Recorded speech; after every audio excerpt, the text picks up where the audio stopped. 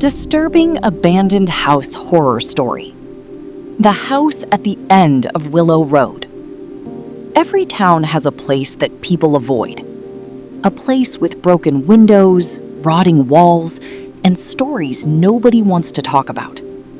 In my town, that place was an abandoned house at the end of Willow Road. For over 30 years, it sat empty. No lights, no visitors, no signs of life. The locals claimed strange things happened there. Some said they heard voices at night. Others reported seeing lights moving through the windows, despite the house having no electricity. Most people dismissed the stories. I was one of them. Until the night I entered the house. It started when my friends challenged me.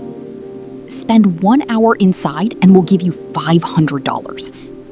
At the time, it seemed easy money. I was 21 years old and didn't believe in ghosts.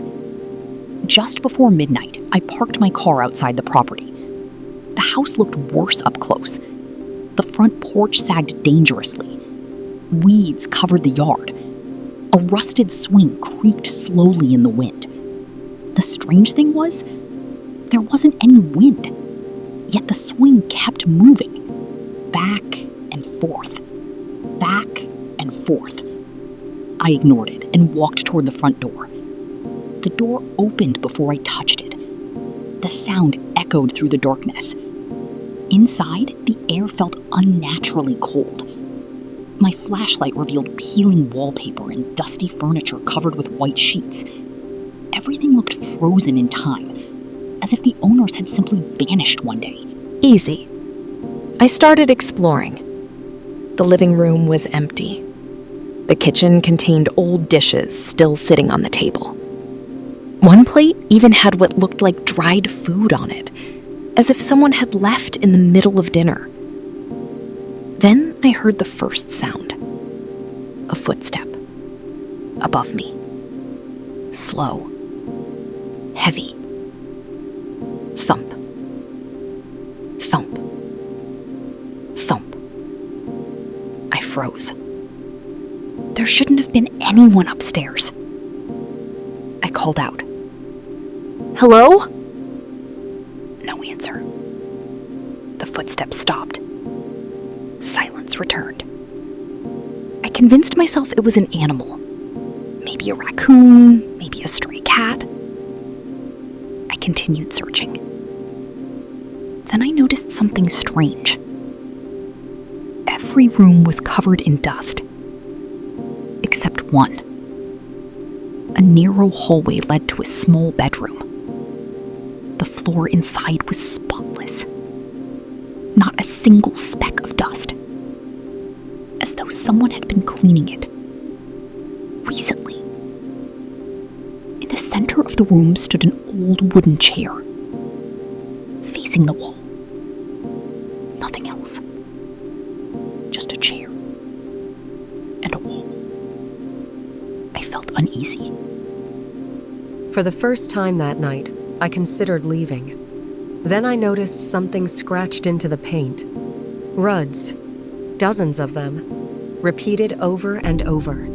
Don't look behind you. The message covered the entire wall. Hundreds of times. Written in different handwriting. My stomach tightened. I laughed nervously. Someone had obviously played a prank. That's what I told myself. Then I heard breathing. Directly behind me. Slow. Wet. Close. I spun around. The room was empty, but the chair had moved. It now faced me. I stared at it. My pulse raced. There was no way it had moved on its own. I backed out of the room, and that's when I heard running. Upstairs. Fast. Like someone sprinting across the floor.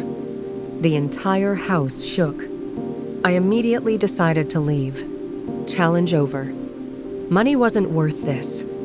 I hurried toward the front door, but when I reached it, the door was gone. Not locked. Gone.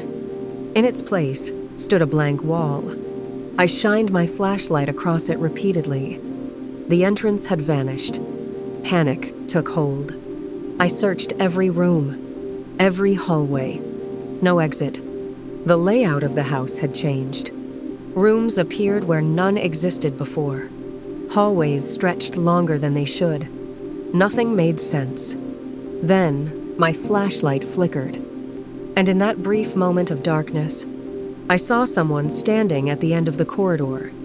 A tall figure, completely still, watching me. The light returned. The figure disappeared. I ran. The footsteps started again. Only this time they weren't upstairs. They were behind me, keeping pace. No matter how fast I moved. Thump, thump, thump. Closer, closer, closer. I reached a staircase leading downward. I didn't remember seeing it before, but it was the only path available. I descended into darkness. The basement smelled like damp earth. My flashlight illuminated old shelves and broken boxes. Then, it landed on a door. A small metal door at the far end. Something about it felt wrong. As I approached, I noticed scratches covering the surface. Thousands of scratches, as if someone had desperately tried to get out. My hand trembled as I grabbed the handle. The door slowly opened. Inside was a tiny room, completely empty, except for a single photograph. It sat on the floor. I picked it up. The picture showed a young man standing outside the house, smiling. At first, I didn't recognize him. Then I looked closer. The man was me. The photograph was old, faded, yellowed with age. Yet somehow it showed me, wearing the same clothes I had on that night. I dropped the photo and heard a voice behind me, a whisper, soft, cold, right next to my ear. "You stayed too long." I turned and saw the figure. Its face was impossible to describe, not because it was frightening, because it kept changing, like dozens of faces trapped together, all staring at me, all smiling. My flashlight died. Darkness swallowed everything. I ran blindly, crashing into walls, falling over furniture. The whispers followed me, hundreds of voices speaking at once, laughing, calling my name. Then suddenly, I burst through a doorway. Fresh air hit my face. I was outside. The sun was rising. The house stood silently behind me, as if nothing had happened. I ran to my car and drove home. I never told anyone the full story. Nobody would have believed me. But the worst part happened 3 days later. When I checked my phone, at exactly midnight, a new photograph appeared in my gallery. One I had never taken. The image showed me sleeping in my bed, taken from the corner of my room, and standing behind me was the same figure from the house, watching, waiting. The next photograph appeared a week later, and then another, each one a little closer, each one taken while I slept. The latest photo was uploaded last night. The figure's face was only inches from mine, and written across the bottom of the image were 4 words. See you again soon. If you're listening to this, and ever find yourself near an abandoned house at the end of a lonely road, keep driving. Some places aren't abandoned at all. They're waiting. Would you spend 1 hour inside an abandoned house for $500? Let me know in the comments. And don't forget to subscribe for more disturbing horror stories.